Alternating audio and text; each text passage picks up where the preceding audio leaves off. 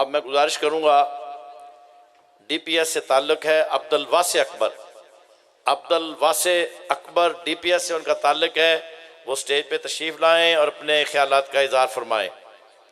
عبدالواسع اکبر۔ اعوذ باللہ من الشیطان الرجیم، بسم اللہ الرحمن الرحیم۔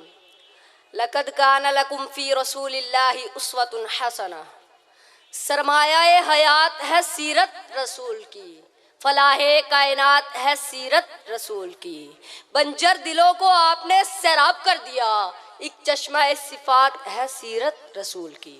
جناب صدر، معزز اساتذہ کرام اور میرے ہم مکتب ساتھیوں، السلام علیکم۔ آج مجھے جس موضوع پر لب کشائی کا موقع ملا ہے وہ ہے سیرت النبی صلی اللہ علیہ وآلہ وسلم۔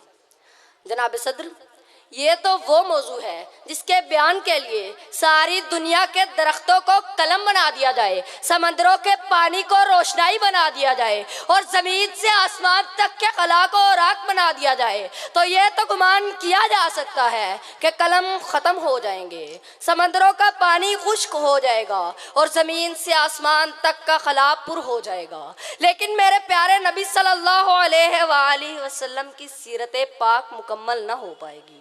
زندگیاں بیت گئی اور قلم ٹوٹ گئے، تیرے اوصاف کا ایک باب بھی پورا نہ ہوا۔ جناب صدر، ایک مومن کے لیے، ایک مسلمان کے لیے اور ایک کلمہ گو کے لیے نبی صلی اللہ علیہ وآلہ وسلم کی ذات گرامی ہر لحاظ سے مرکز و محور ہے، وہ ایمان و اعتقاد کا منبع ہے۔ یہ زمین و آسمان، یہ طرفین، یہ مشرقین، یہ مغربین نبی صلی اللہ علیہ وآلہ وسلم کی ذات کے اندر گم ہے۔ اس کی عقیدت کی آن ہر رنگ و بو میں اور لالا و گل میں، مہکتے ہوئے چمن میں اور کلیوں کی مہک میں، بلبل کی چہک میں اور ہواؤں کی لہر میں نبی صلی اللہ علیہ وآلہ وسلم کے جلوے دیتی ہے۔ مگر نبی صلی اللہ علیہ وآلہ وسلم تو وراء الورا ہیں، ہماری پہچان کی حد سے بھی بالا تر، جو فلسفیوں سے کھل نہ سکا اور نکتہ وروں سے حل نہ ہوا، وہ راز ایک کملی والے نے بتلا دیا چند اشاروں میں۔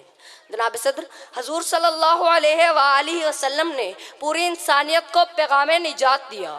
وجود شاہی، نقبیت فرعونی اور عصبیت ابو جہلی کچھ اس طرح سے مٹ گئی کہ پھر کوئی زمانے کی گردش سے زندہ نہ کر سکی۔ جناب صدر، آج کا ترقی یافتہ دور ایٹم اور منطق کا دور ہے، خرد کی پرواز ہے، چاند پر کمندیں ڈال دی، سائنس نے مریخ کو مسخر کرنے کا دعویٰ کیا، لیکن زی وقار آئیے آج سے 1478 سال پیچھے چلتے ہیں، جب آج کا سیارہ نہ تھا، آج کا طیارہ نہ تھا، ایٹم کی ہم آہنگی نہ تھی، مشینوں کی کڑکڑاہٹ کا کہیں دور دور تک نام و نشان بھی نہ تھا، ریڈیو اور موبائل کا تصور بھی نہ تھا۔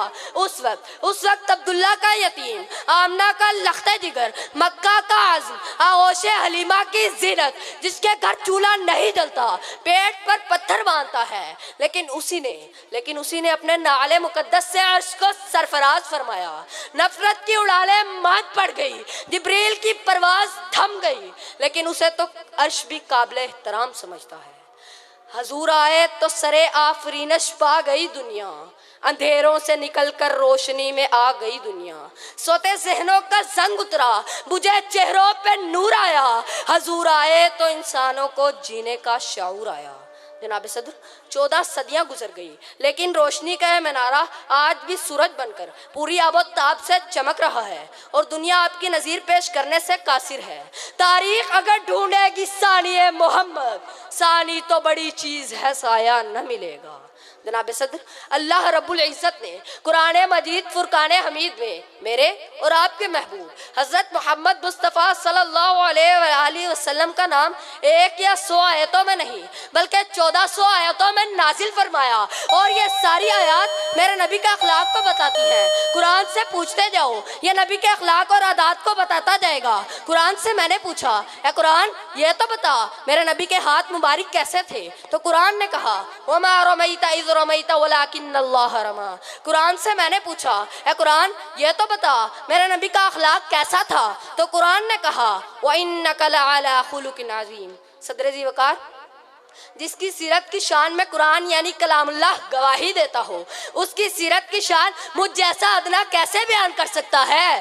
فقط اتنا کہوں گا کہ آپ صلی اللہ علیہ وآلہ وسلم کی زندگی ہمارے لیے مکمل ضابطۂ حیات ہے۔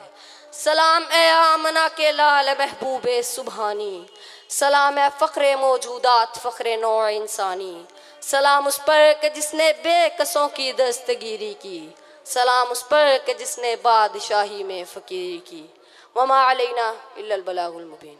پروگرام